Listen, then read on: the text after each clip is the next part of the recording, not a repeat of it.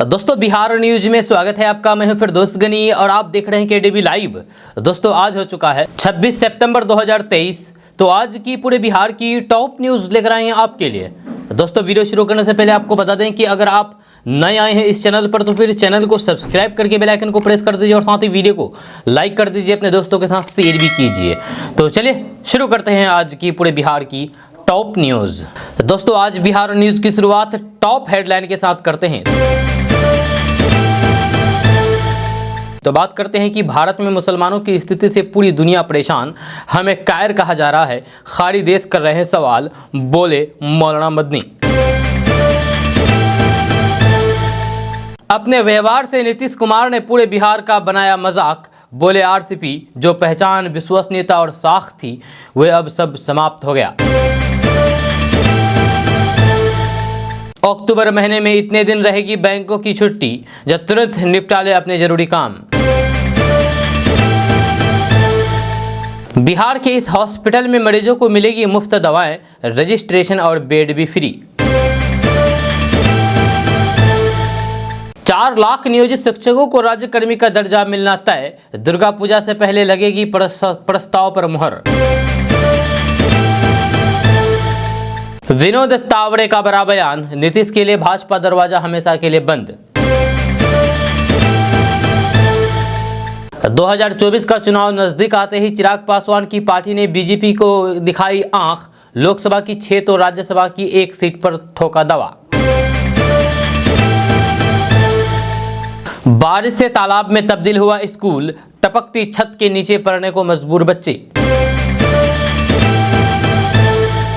बड़े बेटे और वन पर्यावरण मंत्री तेज प्रताप यादव के साथ राजगीर पहुंचे लालू प्रसाद यादव, जू सफारी का उठाया आनंद। ऐसे सुधरेगी बिहार की शिक्षा व्यवस्था, रोज चेक होगा 300 स्कूलों का रिपोर्ट कार्ड। बिहार की राजनीति में क्या बड़ा और नया होने वाला है, अचानक बदल रही है सियासी फिजा के 5 संकेत। के पाठक का बड़ा टेंशन, शिक्षा विभाग के आदेश पर शिक्षकों ने खड़े किए हाथ, कहा मजबूर हैं हम। रसोई पर महंगाई की मार के बीच राहत वाली खबर, सस्ता हुआ खाने का तेल। इंडिया से खटपट और बीजेपी से नजदीकी, नीतीश कुमार ने कही बड़ी बात, तेजस्वी यादव भी रहे मौजूद। जितन राम मांझी ने नीतीश कुमार पर साधा निशाना, कहा बिहार में शराबबंदी हुआ फेल, इसके नाम पर गरीबों की जा रही है जान। दुर्गा पूजा, दशहरा, दीपावली, छठ पर नहीं है रेलगाड़ियों में कंफर्म सीट, लोग हुए परेशान। नाक रगड़ेंगे तब भी बीजेपी का दरवाजा रहेगा बंद, नीतीश कुमार ने एनडीए में वापसी को फालतू बात कहा तो बोले सुशील मोदी। जेडीयू की बैठक में भिड़ गए ललन सिंह और अशोक चौधरी, दोनों के बीच हुई तीखी बहस। जाप सुप्रीमो पप्पू यादव ने सीएम नीतीश कुमार की जमकर की तारीफ, कहा अगर पीएम बनेंगे तो बिहार के लिए होगा सौभाग्य। सब इंस्पेक्टर के 1288 पदों के लिए कब शुरू होंगे आवेदन, पड़े लेटेस्ट अपडेट। बिहार के 3 दर्जन गांव नक्शे तक से हो गए हैं गायब, कुदरत का कहर जानकर के आप भी रह जाएंगे दंग। नीतीश कैबिनेट का बड़ा फैसला, अब आईजीआईएमएस में दवा से लेकर के इलाज भी होगा फ्री, 28 जिलों में नए ट्रैफिक थाने खुलेंगे। दोस्तों अब बात करते हैं विस्तार से। तो बात करते हैं कि बिहार के मुख्यमंत्री नीतीश कुमार और तेजस्वी यादव एक कार्यक्रम में पहुंचे थे, जहां मीडिया से बात करते हुए सीएम नीतीश कुमार ने बड़ी बात कह दी है। जी हां, जब मीडिया के लोगों ने सीएम नीतीश कुमार से एनडीए में जाने को लेकर के सवाल पूछा तो नीतीश कुमार ने बड़ा बयान दे दिया है। इस पर मुख्यमंत्री नीतीश कुमार ने कहा कि यह सब फालतू बात है, हम तो विपक्ष को एकजुट करने का काम कर रहे हैं, कितनी बड़ी उपलब्धि हो रही है। भाजपा सांसद विधुरी द्वारा संसद में एक अल्पसंख्यक समाज के खिलाफ खुलेआम की गई आपत्तिजनक टिप्पणी के बारे में मुख्यमंत्री से प्रतिक्रिया मांगी गई तो उन्होंने कहा कि कौन क्या बोलता है उससे हमको क्या लेना है। जहां हम तो सब लोगों के सम्मान में काम करते हैं और आगे भी करते रहेंगे। इंतजार कीजिए और देखिए। विधानसभा उपाध्यक्ष महेश्वर हजारी ने रविवार को कहा था कि INDI में नीतीश कुमार प्रधानमंत्री पद के लिए सबसे अधिक सक्षम है। इस पर मुख्यमंत्री नीतीश कुमार से जब प्रतिक्रिया मांगी गई तो उन्होंने कहा कि हम तो सबको मना करते हैं, ये सब बात करने की क्या जरूरत है, सब एकजुट होकर के काम करेंगे, इसके बाद फैसला होगा। दोस्तों, महंगाई के मोर्चे पर आम लोगों के लिए थोड़ी राहत भरी खबर है। दाल, चावल, आटा, मसाले समेत अन्य खाद्य पदार्थों पर महंगाई की मार के बीच सरसों समेत अन्य खाद्य तेल सस्ता हुआ है। यह रिफाइन का दाम 95 से 100 रुपए लीटर के तक सस्ता हो चुका है, जबकि सरसों का तेल 105 से 110 रुपए प्रति लीटर के आसपास बिक रहा है। दरअसल तेल और रिफाइन के बढ़ते दाम के बीच केंद्र सरकार ने पिछले दिनों रिफाइंड सोया ऑयल और फिर रिफाइंड सनफ्लावर ऑयल पर लगने वाली आयात शुल्क घटाने का ऐलान किया है। यह सरकार ने दोनों के इम्पोर्ट ड्यूटी में 5% की कमी करते हुए 17.5% से घटा करके 12.5% पर आ गया है। गौरतलब है कि भारत अपनी खपत का 60% हिस्सा वेजिटेबल ऑयल का आयात करता है। एक आंकड़े के मुताबिक भारत में सालाना तकरीबन 24 मैट्रिक टन खाद्य तेल की खपत होती है, या इसमें से करीब 14 मैट्रिक टन खाद्य तेल का भारत आयात करता है। दोस्तों, बात करते हैं कि बिहार में 12,000 रुपए की छात्रवृत्ति के लिए आवेदन शुरू होने वाला है। ताजा रिपोर्ट्स के मुताबिक राष्ट्रीय आय सह मेधा छात्रवृत्ति योजना के तहत कक्षा 9वीं से लेकर के 12वीं तक की पढ़ाई करने वाले छात्रों और छात्राओं की सरकार के द्वारा छात्रवृत्ति उपलब्ध कराई जाएगी। खबर के अनुसार राज्य सरकार यानी कि बिहार सरकार और भारत सरकार की मान्यता से चलने वाले स्कूलों के छात्र छात्राएं इस राष्ट्रीय आय सह मेधा छात्रवृत्ति के लिए ऑनलाइन के द्वारा आवेदन कर सकते हैं। इसको लेकर के दिशा निर्देश जारी कर दिया गया है। जहाँ आपको बता दें कि अगर आप भी ये स्कॉलरशिप प्राप्त करना चाहते हैं तो फिर आपको इसके लिए एक परीक्षा पास करना होगा। एग्जाम में पास करने के बाद ही सरकार के द्वारा पढ़ाई के लिए हर साल सीधे बैंक अकाउंट में 12,000 रुपए की छात्रवृत्ति आपके अकाउंट में भेजी जाएगी। इसमें आवेदन तिथि के बारे में अगर बात की जाए तो राष्ट्रीय आय सह मेधा छात्रवृत्ति योजना के लिए आप 10 अक्टूबर 2023 से 6 नवंबर 2023 तक आवेदन कर सकते हैं। अब आप सोच रहे होंगे कि हम आवेदन कैसे करें, तो आपको बता दूं कि आधिकारिक वेबसाइट पोर्टल www.scert.bihar.gov.in पर जाकर के इस योजना के लिए आवेदन कर सकते हैं ऑनलाइन के द्वारा। दोस्तों, बात करते हैं कि बिहार की शिक्षा व्यवस्था को सुधारने की कवायद में लगे के पाठक लगातार अपने फैसलों से सुर्खियों में। शिक्षा विभाग के अपर मुख्य सचिव के पाठक के कम से कम 75% उपस्थिति के आदेश के बाद अब बिहार के 300 स्कूलों की रिपोर्ट कार्ड रोज चेक करने के आदेश दिया गया है। शिक्षा विभाग अब हर दिन बिहार के करीब 300 स्कूलों का रिपोर्ट कार्ड चेक करेगा। जब वीडियो कॉन्फ्रेंसिंग के जरिए हर जिला रोज अपने 10 स्कूलों के पठन पाठन की जानकारी प्रेजेंटेशन के माध्यम से शिक्षा विभाग को देगा। इसके लिए प्रमंडलवार दिन तय कर लिए जा रहे हैं। यह प्रेजेंटेशन में पढ़ाई के साथ उस दिन कितने छात्र और फिर शिक्षक उपस्थित थे, साफ सफाई, खेलकूद और प्रयोगशाला में हुई गतिविधियों के बारे में जानकारी दी जाएगी। दोस्तों, बात करते हैं कि बिहार में करीब 4 लाख नियोजित शिक्षकों और फिर पुस्तकालय अधीक्षकों को राज्यकर्मी का दर्जा देने की घोषणा जल्द होगी। इससे संबंधित शिक्षा विभाग के प्रस्ताव पर राज्य मंत्रिमंडल की जल्द स्वीकृति ली जाएगी। लिहाजा इसका ड्राफ्ट शिक्षा विभाग ने तैयार करके संबंधित विभाग को सहमति के लिए भेज दिया है। 2 अक्टूबर का बिहार की शिक्षा व्यवस्था में बड़ा महत्व रहा है। इसी दिन 1980 में बिहार सरकार ने बिहार के राजकीय विद्यालयों को छोड़ करके सभी प्राथमिक, मध्य और फिर माध्यमिक विद्यालय का अधिग्रहण कर लिया था।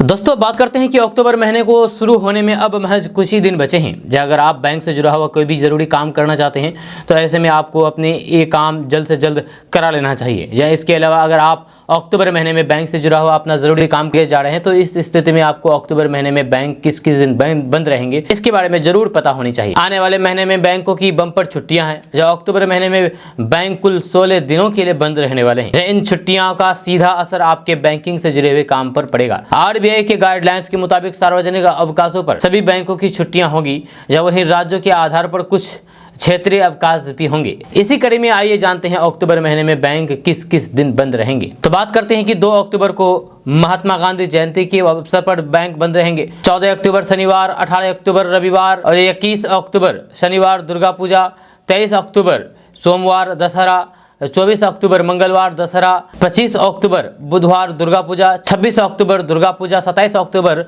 दुर्गा पूजा दशईं, 28 अक्टूबर लक्ष्मी पूजा, 31 अक्टूबर सरदार वल्लभ भाई पटेल का जन्मदिन। इस बार अक्टूबर महीने में कुल 5 रविवार पड़ रहे हैं। इन 5 रविवारों को भी बैंकों की छुट्टी रहेगी।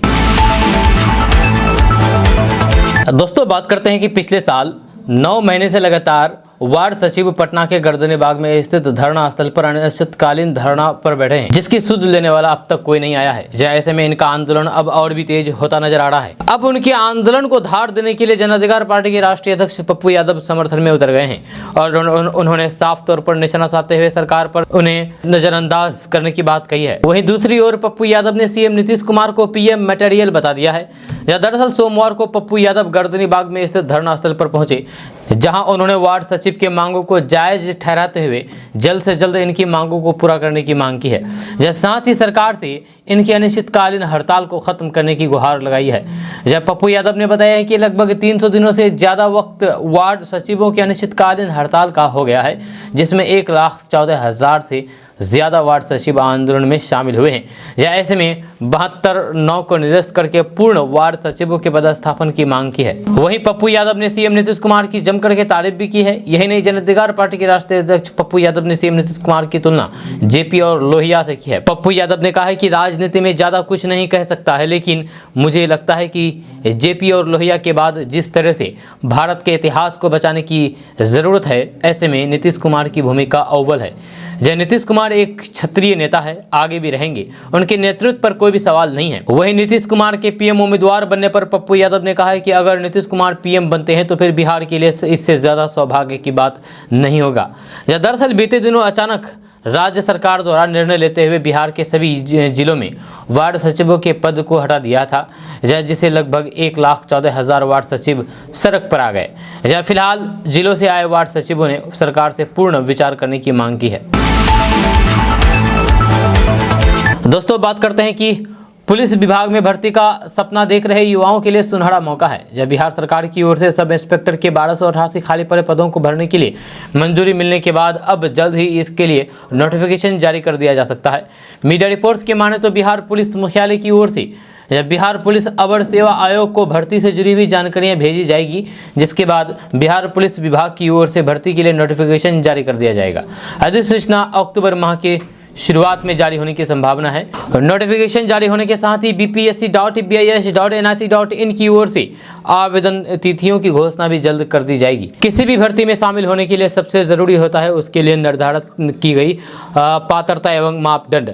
अगर आप भी इस भर्ती में शामिल होना चाहते हैं तो ये ध्यान रखें कि बिहार पुलिस एसआई भर्ती में शामिल होने के लिए आपका भारत का नागरिक होने के साथ ही किसी भी मान्यता प्राप्त विश्वविद्यालय संस्थान से ग्रेजुएशन पास होना आवश्यक है। इसके साथ ही अभ्यर्थी की न्यूनतम आयु 20 साल एवं अधिकतम आयु 37 साल से अधिक नहीं होनी चाहिए।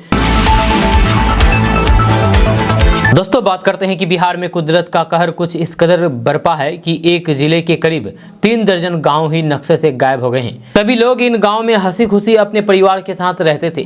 कई पीढ़ियों ने इन गांव में रहकर के अनेकों सावन देखे, लेकिन वर्तमान पीढ़ी को गांव ही गायब मिलेगा, यह शायद ही किसी ने सोचा होगा।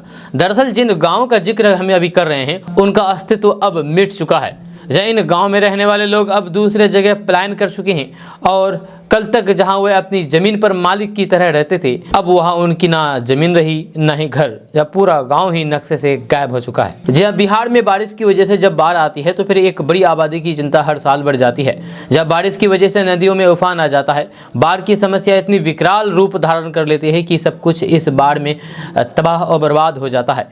एक तरफ जहाँ लोग पलायन शुरू कर देते हैं तो वहीं दूसरी ओर रोजाना के लिए अपना और परिवार का पेट परोसना किसी चुनौती से कम नहीं होता है। वहीं जब नदियों का जलस्तर कम होने लगता है तो फिर कटाव की समस्या इनके सामने आ जाती है और लोगों के घर मकान नदी में समाने लगती हैं।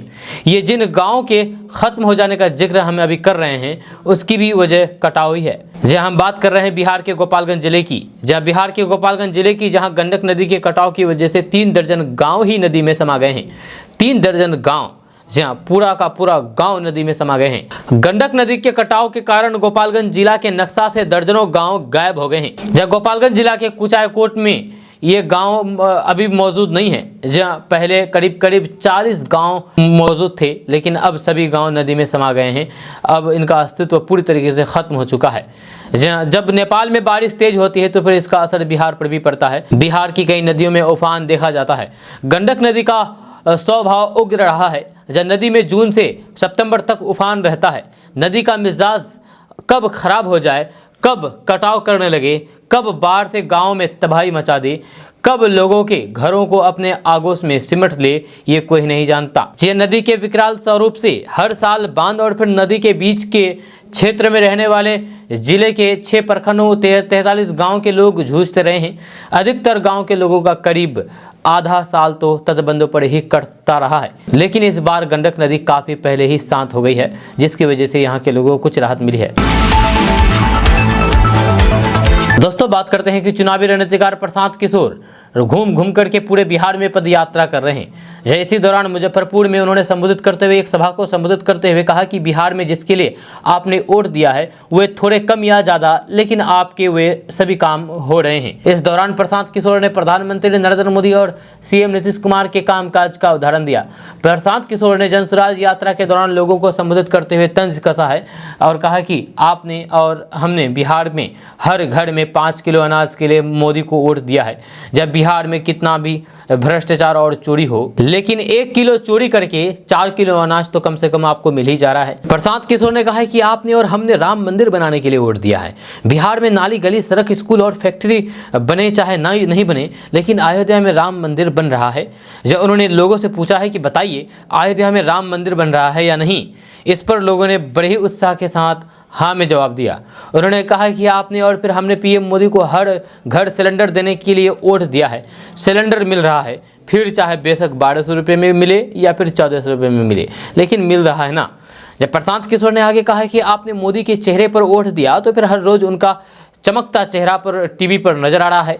आपने गुजरात के विकास की कहानी सुनाकर की वोट किया तो फिर गुजरात में बुलेट ट्रेन चल रही है, वहाँ फैक्ट्री चल रही है। जी हाँ, प्रशांत किशोर ने नीतीश कुमार पर तंज कसते हुए कहा कि आपने और फिर हमने हर घर बिजली आने के लिए नीतीश कुमार को वोट दिया है। हर घर बिजली आ रही है, फिर बेशक बिजली का बिल 2000 या फिर 8000 क्यों ना आए, हम लोगों ने जाति के नाम पर वोट दिया है। बिहार में और कुछ हो या नहीं हो, लेकिन हर घर में जाति चर्चा और फिर जाति की गिनती होती रही है। प्रशांत किशोर ने पूछा है कि आप लोग बताइए कि आपने इन सभी के लिए वोट किया और फिर ये काम सभी थोड़े या फिर कम ज़्यादा, लेकिन काम हो रहे हैं।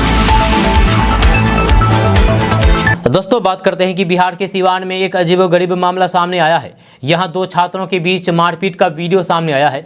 ऐसा कहा जा रहा है कि इन दोनों लड़कियों के बीच बॉयफ्रेंड को लेकर के क्लासरूम में भिड़ंत हो गई थी, जिसके बाद ये लड़कियां लड़ाई करते करते कॉलेज से सड़क पर आ गई। ये वीडियो उस समय का बताया जा रहा है जब छात्राएं कॉलेज से निकल करके घर जा रही थी, तभी दोनों के बीच झगड़ा हो गया। विवाद इतना आगे बढ़ गया कि बीच सड़क पर एक दूसरे पर लात घूंसे की बरसात कर दी। हालांकि वायरल वीडियो की पुष्टि केडीबी लाइव नहीं करता है। बताया जाता है कि इस वीडियो में दिखने वाली रेड कलर की नकाब वाली छात्रा का अफेयर पहले से एक लड़के से चल रहा था। इस बीच एक दूसरी लड़की की एंट्री हो जाती है।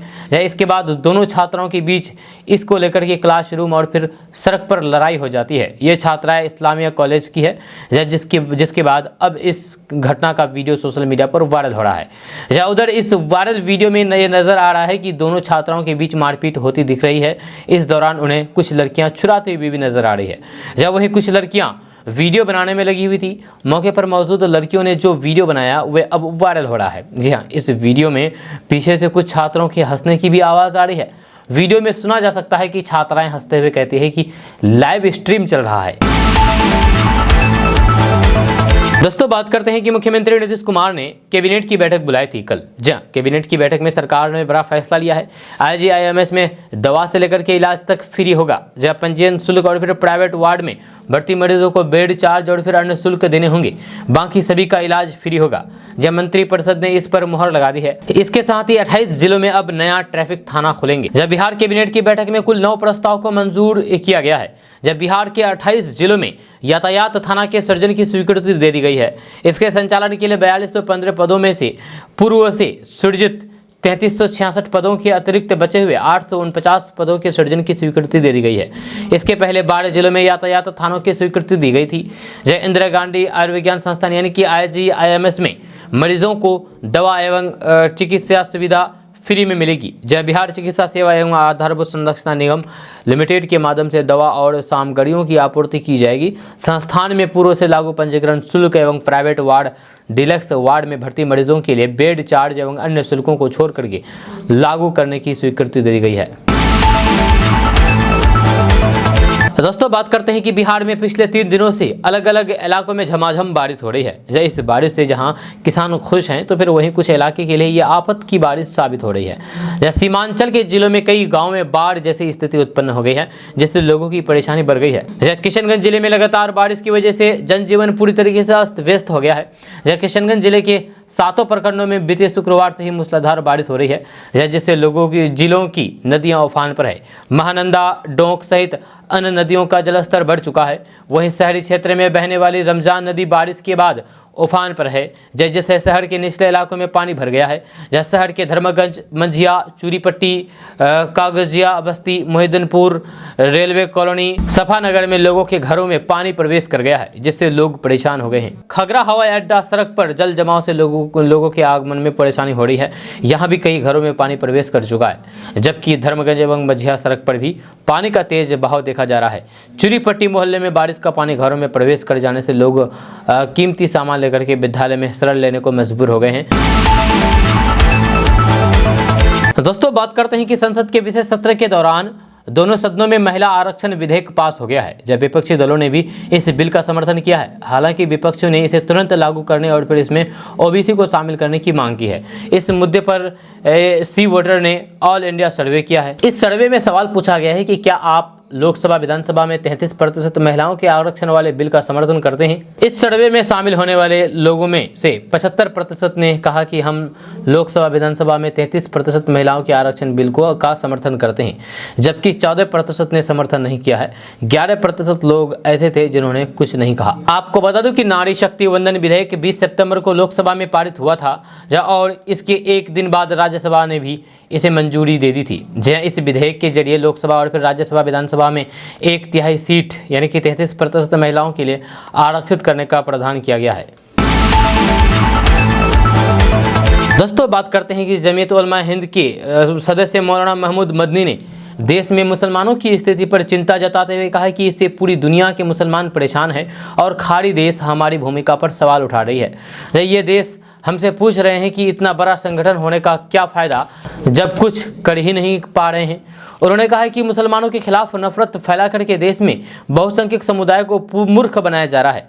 जब मुंबई में देश में हालिया स्थित चुनौतियों और फिर समाधान को लेकर के आयोजित एक कार्यक्रम में मौलाना महमूद मदनी भी शामिल हुए थे। जब देश में मुसलमानों की स्थिति पर बात करते हुए उन्होंने ये भी कहा कि राजनीतिक दल अपनी जिम्मेदारियां नहीं निभा रहे हैं। ये सिर्फ एक समुदाय का मुद्दा नहीं है, बल्कि पूरे देश का मुद्दा है। एक रिपोर्ट के मुताबिक उनसे सवाल किया गया है कि आज देश में मुसलमानों के साथ जो हो रहा है उस पर राजनीतिक दलों ने जिस तरह प्रतिक्रिया दी है, उस पर उनकी क्या राय है।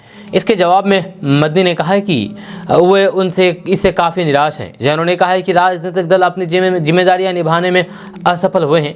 मदनी ने कहा है कि ये सिर्फ अल्पसंख्यकों का मुद्दा नहीं है, बल्कि ये पूरे देश का मुद्दा है। मौलाना मदनी ने आगे कहा है कि आजकल ऐसा कहा जा रहा है कि हमें हर तरह की आज़ादी चाहिए, हमें राजनीतिक आज़ादी, धार्मिक आज़ादी और सब कुछ चाहिए, लेकिन लगता है कि हमें भी मूर्ख बनाने की आज़ादी मिल गई है। उन्होंने कहा है कि जो लोग मुसलमानों के खिलाफ नफरत फैला रहे हैं वह बहुसंख्यक समुदाय को मूर्ख बना रहे हैं। मदनी ने आगे कहा है कि निराशा की वजह से मुसलमानों में गुस्सा है, और जब एक समुदाय में ये दोनों भावनाएं हो तो फिर इस बात का खतरा बढ़ जाता है कि समुदाय के लोग तीसरी दिशा में जाना चाहेंगे। उन्होंने कहा है कि पूरे भारत में ही नहीं बल्कि पूरी दुनिया में मुस्लिम सोसाइटी में इस बात की चिंता है कि देश में मुसलमानों के साथ क्या हो रहा है। जब मदनी ने कहा है कि खाड़ी देश के मुसलमान लगातार उलमा हिंद की भूमिका पर सवाल उठा रहे हैं, जब वे हमसे पूछ रहे हैं कि अगर हम कुछ कर नहीं पा रहे हैं तो फिर इतना बड़ा संगठन होने का क्या मतलब। दोस्तों बात करते हैं कि बिहार के मुजफ्फरपुर में जहरीली शराब के पीने से 2 लोगों की जान चली गई, जबकि 2 अन्य लोगों की आंखों की रोशनी चली गई। इस घटना को लेकर के पूर्व केंद्रीय मंत्री आरसीपी सिंह ने मुख्यमंत्री नीतीश कुमार पर जमकर के हमला बोला। उन्होंने कहा कि नीतीश बाबू ने 2016 में पूरे बिहार में शराब बंद किया। 2016 से अब तक कई सौ लोगों की जान जहरीली शराब पीने की वजह से चली गई। हर घर में शराब पहुंच रहा है, ये बात मुख्यमंत्री को भी पता है, लेकिन उनकी दिक्कत यह है कि वे अपने जिद पर अड़े हैं। जहाँ इतने लोग जहरीली शराब से लोगों की जान जा रही है, लाखों लोग जेल में बंद है। 2016 की बात को याद करते हुए आरसीपी सिंह ने कहा है कि शराबबंदी लागू करने में से पहले नीतीश कुमार ने कहा था कि इससे गरीब के घर में खुशहाली आएगी, गरीबों के चेहरे पर मुस्कान होगी, लेकिन हुआ क्या ये सबको मालूम है। शराब पीकर के लोग मर ही रही हैं और मुकदमा लड़ते लड़ते घर और बर्बाद और तबाह हो रही हैं। वहीं बिहार को राजस्व का नुकसान हो रहा है, सो अलग एक भी नीति नीतीश बाबू की सफल नहीं हो पा रही है। ये लोग लंबी लंबी बातें करते हैं, यदि थोड़ा सा भी इस बात का एहसास होता तो फिर वे इस्तीफा दे करके चले जाते। आरसीपी सिंह ने कहा है कि बिहार की स्थिति बहुत खराब है। जब बिहार के मुख्यमंत्री को लोग रोज देख रहे हैं, सार्वजनिक जीवन में उनका ये रोज का व्यवहार है, जब वे अपने मंत्रियों के साथ जिस प्रकार से व्यवहार कर रहे हैं, इससे लगता है कि अब मुख्यमंत्री के रूप में एक व्यक्ति की पहचान प्रदेश का नेतृत्व करने के लिए होता है, वह बचा नहीं है। या सीएम के इस व्यवहार ने पूरे बिहार के लोगों का मजाक बना दिया है। उन्होंने कहा है कि बिहार की सबसे बड़ी समस्या ये है कि यहाँ कोई भी कानून का राज नहीं बची है। या दूसरी बात बेरोजगारी है। बिहार मजदूर की मंडी बनकर के रह गई है। बिहार में निवेश होगा तभी तो रोजगार मिल सकेगी। लेकिन नीतीश कुमार ने इस ओर कोई भी प्रयास नहीं किया है। हमारे बच्चे पढ़ने के लिए बिहार के बाहर जा रहे हैं, नौकरी तलाशने के लिए भी बिहार के बाहर जा रहे हैं। किसी प्रकार की आशा और उम्मीद बिहार की जनता को नीतीश कुमार से अब नहीं रह गई है। और इधर जो खास करके उनका व्यवहार है, उसे देख करके लगता है कि बिहार को देखने वाला कोई नहीं है। दोस्तों, बात करते हैं कि गोरखपुर के सांसद रवि किशन ने दानिश अली को लेकर के बड़ा बयान दिया है। जहां उन्होंने दानिश अली पर कार्रवाई की मांग करते हुए लोकसभा अध्यक्ष ओम बिरला को पत्र लिखा है। जब भाजपा सांसद रमेश बिधूड़ी और फिर बसपा सांसद दानिश अली के बीच विवाद का मामला है। जब सांसद रवि किशन ने कहा है कि अगर बिधूड़ी के खिलाफ कार्रवाई की जाती है तो फिर दानिश अली के खिलाफ भी कार्रवाई होनी चाहिए। मैं यहाँ रमेश बिधूड़ी के लिए के दिए गए बयान का समर्थन नहीं करता हूँ, लेकिन उनके खिलाफ कार्रवाई इसलिए होनी चाहिए क्योंकि उन्होंने मेरे ऊपर भी अभद्र टिप्पणी की थी। जब उन्होंने मेरे परिवार पर टिप्पणी की, मैं जब जनसंख्या नियंत्रण विधेयक पर चर्चा कर रहा था, संसद ने कहा है कि मैंने पत्र लिखकर के लोकसभा अध्यक्ष से दानिश अली पर कार्रवाई की मांग की है। मैंने अनुरोध किया है कि दानिश अली ने भी अभद्र टिप्पणी का प्रयोग किया है, इसलिए इनके ऊपर भी कार्रवाई होनी चाहिए। दोस्तों, बात करते हैं कि पिछले दिनों संसद के दोनों सदनों से महिला आरक्षण बिल पास हो गया, जिसके समर्थन में मुख्यमंत्री नीतीश कुमार सामने आए थे। उन्होंने महिला आरक्षण बिल का समर्थन किया था। सीएम नीतीश कुमार के समर्थन करने के बाद ये चर्चा तेज हो गई कि क्या नीतीश कुमार फिर से पलटी मार सकते हैं, या क्या एक बार फिर से नीतीश कुमार बीजेपी के साथ मिल सकते हैं। लेकिन अब इस सवाल का जवाब बीजेपी की तरफ से मिल गया है। बीजेपी के राष्ट्रीय महामंत्री और बिहार प्रदेश प्रभारी विनोद तावड़े ने इसको लेकर के जो सवाल उठा रहे थे, उसका जवाब दे दिया है। जय छपरा में उन्होंने कहा कि नीतीश कुमार के लिए भाजपा का दरवाजा हमेशा हमेशा के लिए बंद है। जय नीतीश कुमार से फिर से हाथ मिलाने का कोई सवाल ही पैदा नहीं लेता है। इस बात की उन्होंने घोषणा सहारन और महाराजगंज लोकसभा क्षेत्र के पार्टी की कोर कमेटी की बैठक में कही है। दोस्तों, बात करते हैं कि मुख्यमंत्री नीतीश कुमार के नेतृत्व वाली महागठबंधन सरकार ने हाल के दिनों में सरकारी नौकरी को लेकर के अहम घोषणा की है। जहाँ इस घोषणा को लेकर के जेडीयू की काफी उत्साहित नजर आ रही है। जेडीयू ने इस संदर्भ में अपने एक्स हैंडल से एक पोस्ट शेयर की है। जब पोस्ट में लिखा है कि बिहार में रोजगार की बहार है, एक हफ्ते के अंदर 1 लाख से ज़्यादा वैकेंसी निकली। इस पोस्ट के साथ एक वीडियो शेयर करके उन वैकेंसियों के बारे में जिक्र किया है। वीडियो के मुताबिक नीतीश सरकार में रोजगार की बहार है, जब राज्य के युवाओं को सरकारी नौकरी के शानदार अवसर मिल रहे हैं। जब वीडियो में बताया गया है कि आने वाले दिनों में राज्य में यानी कि बिहार में 1 लाख से अधिक पदों पर बहाली होगी। इसमें सबसे अधिक 70,000 पदों पर शिक्षकों की होनी है।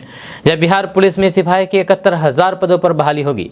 जब बिहार के युवाओं के पास दारोगा के 1288 पद पर नौकरी पाने के लिए शानदार अवसर है। वहीं राजस्व कर्मचारी के लिपिक के 11,098 पदों पर नियुक्ति होगी। वहीं पर कक्षा 6 से लेकर के 12 तक के विद्यालय अध्यापकों की 69,692 पद पर भर्ती होगी। इसके अलावा पिछड़ा अति पिछड़ा वर्ग कल्याण विभाग की 1,000 पदों पर भी भर्ती होगी। बिहार लोक सेवा आयोग के माध्यम से शिक्षकों की भर्ती की जाएगी। दोस्तों, बात करते हैं कि लोकसभा चुनाव जैसे जैसे नजदीक आ रहा है, सीट शेयरिंग को लेकर के राजनीतिक सरगर्मी तेज होने लगी है। सीट शेयरिंग के मामले में भाजपा के अगुवाई वाले गठबंधन एनडीए में सबसे अधिक मारपीट देखने को मिलने वाली है। चिराग पासवान के लोजपा रामविलास और फिर पशुपति पारस के रालोसपा के बीच सीटों का सामंजस्य बैठाना बीजेपी के लिए किसी चुनौती से कम नहीं होने वाला है। इस बीच चिराग पासवान के नेतृत्व वाले लोजपा 6 लोकसभा और 1 राज्यसभा सीट पर अपना दावा ठोका है। लोजपा रामविलास के प्रदेश अध्यक्ष राजू तिवारी ने बताया है कि पार्टी ने एनडीए से बिहार के लोकसभा की 6 और फिर राज्यसभा की 1 सीट की मांग की है। लोजपा रामविलास प्रदेश अध्यक्ष ने कहा कि वैसे तो आगे के लिए लोजपा सूबे की सभी लोकसभा और फिर विधानसभा सीटों को लेकर के तैयारी कर रही है। अगर हमारी मांगों पर गंभीरता नहीं दिखाई जाती है तो फिर लोजपा अपना निर्णय लेने में सक्षम है। दोस्तों, बात करते हैं कि बिहार के बेगूसराय में पुलिस ने बेगूसराय जिले के एक मंदिर में शिवलिंग को नुकसान पहुंचाने के मामले में 30 नामित और 200 से अधिक अज्ञात एफआईआर दर्ज की है और अब तक 12 आरोपियों को गिरफ्तार किया है। जहां अधिकारियों ने ये जानकारी दी है। लाखों थाने के खातेपुर गांव में ये घटना शुक्रवार की रात हुई है, जब एक विशेष समुदाय के लोगों के एक वर्ग ने क्षेत्र में सांप्रदायिक अशांति पैदा करने के लिए 1944 में स्थापित एक शिव मंदिर की शिवलिंग को खंडित कर दिया था। यह घटना के बाद लोगों के दूसरे समूह ने एक आरोपी की दुकान पर हमला कर दिया और फिर उसकी संपत्ति को नुकसान पहुंचाया। जब उन्होंने इस मामले में कार्रवाई की मांग की है। यह घटना के बाद केंद्रीय मंत्री और बेगूसराय के सांसद गिरिराज सिंह और उनके समर्थकों ने भी शनिवार को घटना के खिलाफ प्रदर्शन किया और फिर आरोपियों के खिलाफ कार्रवाई की मांग की। वहीं पर जिला पुलिस ने अब दावा किया है कि इस मामले के तहत 230 से अधिक लोगों पर मामला दर्ज किया गया है और सीसीटीवी फुटेज और आरोपियों के मोबाइल लोकेशन के आधार पर आरोपियों की पहचान की जा रही है। दोस्तों, बात करते हैं कि बिहार में सरकारी स्कूल की शिक्षा व्यवस्था सुधारने के लिए जहां एक तरफ शिक्षा विभाग के अपर मुख्य सचिव के पाठक लगातार स्कूलों का निरीक्षण कर रहे हैं, साथ ही अधिकारियों को शिक्षा व्यवस्था ठीक करने का निर्देश दे रहे हैं, वहीं दूसरी तरफ जिला मुख्यालय में ही शिक्षा व्यवस्था का हाल बुरा है। सहरसा जिला मुख्यालय के पूर्व बाजार स्थित राजकीय कन्या उच्च विद्यालयों में शिक्षकों और स्कूल में पढ़ने वाली बच्चियों को बारिश के दिनों में क्लास रूम के अंदर भी छाता लेकर के पठन पाठन करना पड़ता है। या इतना ही नहीं, बारिश के पानी में पूरा स्कूल परिसर तालाब में तब्दील हो चुका है। दोस्तों, बात करते हैं कि किडनी ट्रांसप्लांट कराने के बाद आरजेडी सुप्रीमो लालू प्रसाद यादव बेहद एक्टिव मोड में नजर आ रहे हैं। एक तरफ जहां लालू प्रसाद यादव इंडिया गठबंधन को केंद्र की मोदी सरकार के खिलाफ एकजुट करने में लगे हैं, वहीं लगातार राजद सुप्रीमो लालू प्रसाद यादव दौरा भी कर रहे हैं। इसी कड़ी में जहां पिछले दिनों वे पटना के मरीन ड्राइव पर कुल्फी का लुत्फ उठाते हुए नजर आए थे, जब वहीं अपने गृह जिले में अपने गांव फुलवड़िया के साथ ससुराल भी पहुंचे थे, जहां उनकी पत्नी और फिर पूर्व मुख्यमंत्री राबड़ी देवी भी उनके साथ मौजूद थे। जब वहीं गोपालगंज के थावे मंदिर में जाकर के लालू प्रसाद यादव ने पूजा अर्चना भी किया था। इसके बाद राजद सुप्रीमो लालू प्रसाद यादव ने देवघर जाकर के बाबा भोलेनाथ का दर्शन किया था। वहां से लालू यादव ने ट्रेन की सवारी पटना के लिए की थी। वहीं आज लालू प्रसाद यादव अपने बड़े पुत्र और बिहार के वन पर्यावरण मंत्री तेज प्रताप यादव के साथ राजगीर पहुंचे, जहां उन्होंने जू सफारी का लुत्फ उठाया। इसी बीच मुख्यमंत्री अचानक उनसे मिलने राबड़ी आवास भी पहुंच गए, लेकिन लालू यादव के राजगीर में होने की वजह से उनसे मुलाकात नहीं हो सकी। दोस्तों, बात करते हैं कि बिहार में पारंपरिक खेती को बढ़ावा दिया जा रहा है, जहां इसके लिए अब मोटे अनाज के बीज उत्पादन बढ़ाने के लिए 50-50 हेक्टेयर का क्लस्टर बनाया जा रहा है, जिससे किसानों से पीपीपी यानी कि निजी सार्वजनिक सहायता मोड पर खेती कराने की पहल होगी। जब कृषि विभाग, एफपीओ और फिर बीज उत्पादक कंपनियों को इसके लिए आगे किया जाएगा। यह किसानों को जिला और फिर क्षेत्र विशेष की मिट्टी के अनुकूल फसलों के लिए प्रेरित करने की योजना है। जब मोटे अनाज के लिए सेंटर ऑफ एक्सीलेंस की स्थापना की जाएगी। उन्नत बीज उत्पादन के लिए कृषि विशेषज्ञों ने इस पर काम शुरू कर दिया है। विशेषज्ञ ये देख रहे हैं कि किस जिले की मिट्टी किस फसल के लिए उपयुक्त है। जहाँ इसके साथ ही कम पानी और फिर सूखे की स्थिति में भी मोटे अनाज का फसल आसानी से उगाया जा सके। दोस्तों, बात करते हैं कि टीईटी 2023 परीक्षा में शामिल होने वाले कैंडिडेट्स का इंतजार खत्म हो गया है। Central board of secondary education यानी कि CBSE की तरफ से सेंट्रल टीचर एलिजिबिलिटी टेस्ट यानी कि CTET 2023 का रिजल्ट जारी कर दिया गया है। रिजल्ट चेक करने के लिए ऑफिशियली वेबसाइट ctet.nic.in पर जाना होगा। रिजल्ट चेक करने के लिए एप्लीकेशन नंबर और फिर डेट ऑफ बर्थ की ज़रूरत होती है। जब CTET 2023 परीक्षा का आयोजन 27 अप्रैल 2023 को शुरू हुई थी। इसमें आवेदन करने के लिए 26 मई 2023 तक का समय था, जहां इस परीक्षा का आयोजन 20 अगस्त 2023 को हुआ था, अब वेबसाइट पर रिजल्ट का लिंक एक्टिव हो गया है। रिजल्ट चेक करने के लिए कैंडिडेट्स को ऑफिशियल वेबसाइट ctet.nic.in पर जाना होगा। इस वेबसाइट पर जाकर के आप अपना रिजल्ट चेक कर सकते हैं। आपको बता दें कि CBSE की तरफ से CTET परीक्षा के बाद आंसर की 15 सितंबर 2023 को जारी की गई थी। इस परीक्षा में शामिल होने वाले कैंडिडेट्स आंसर की पर ऑब्जेक्शन मांगा गया था, जहां प्राप्त ऑब्जेक्शन के आधार पर रिजल्ट तैयार किया गया है। रिजल्ट चेक करने के बाद अपनी डिटेल्स जरूर चेक कर लें। दोस्तों बात करते हैं कि बिहार के अपर मुख्य सचिव के पाठक लगातार स्कूलों की व्यवस्था को ठीक करने के लिए कड़ी मेहनत कर रहे हैं, ताकि बिहार में अच्छी शिक्षा के साथ पूरी व्यवस्था को ठीक किया जा सके। लेकिन फिर भी स्थिति में सुधार नहीं हो रहा है। आपको बता दें कि जब से के पाठक ने पद संभाला है, तब से एक के बाद एक सख्त फैसले लिए जा रहे हैं। उन्होंने सरकारी स्कूलों की व्यवस्था पर भी विशेष फोकस किया है। के पाठक का जोर शिक्षकों और फिर छात्रों की उपस्थिति पर भी दिखा है। बिहार के सरकारी स्कूलों में पठन पाठन और गुणवत्तापूर्ण शिक्षा का माहौल तैयार करने के लिए मुख्य सचिव के पाठक प्रयासरत हैं। जहाँ स्कूलों में कमरों की कमी का असर मासिक मूल्यांकन परीक्षा पर साफ दिख रहा है। जहाँ पटना के कई माध्यमिक विद्यालय ऐसे हैं जहां कमरों की भारी कमी है। दोस्तों आज का न्यूज़ बस यहाँ तक। कैसा लगा आपको नीचे कमेंट बॉक्स में कमेंट करके जरूर बताइएगा। अगर आप हमारे चैनल पर नए आए तो फिर चैनल को सब्सक्राइब करके बेल आइकन को प्रेस कर दीजिए और साथ ही वीडियो को लाइक कर दीजिए, अपने दोस्तों के साथ शेयर भी कीजिए। तो चलिए मिलते हैं फिर नेक्स्ट वीडियो के साथ, तब तक के लिए जय हिंद, जय बिहार।